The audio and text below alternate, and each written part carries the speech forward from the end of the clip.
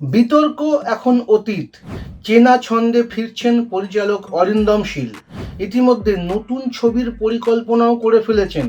জুলাই থেকেই শুরু করবেন আগামী ছবির শুটিং। সত্য ঘটনা অবলম্বনে একটি উপন্যাস লিখেছিলেন লেখিকা দীপান্বিতা রায়, নাম অন্তর্ধানের নেপথ্যে। অরিন্দমের নতুন ছবির অবলম্বন সেই উপন্যাসই।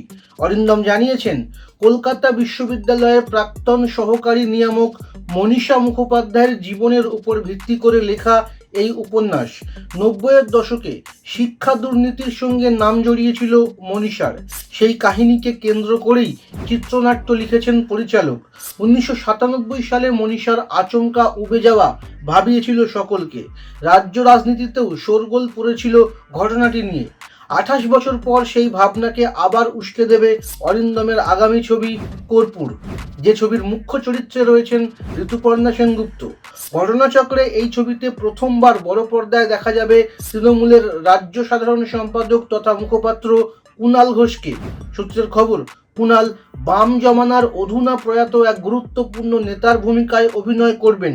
সেটিকে জানা যাচ্ছে না, তবে অনেকে বলছেন অনিল বিশ্বাস। সেই অনুযায়ী তার রূপটান ইত্যাদির প্রস্তুতিও শুরু হয়ে গিয়েছে। বাম জমানার অপর গুরুত্বপূর্ণ নেতা বিমান বসুর ভূমিকায়ও অভিনয় করতে দেখা যাবে টলিউডের এক বড় পরিচিত অভিনেতাকে।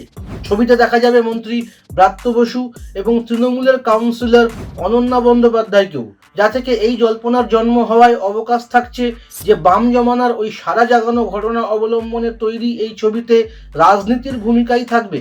যদিও পরিচালক অরিন্দম তা মানতে রাজি নন।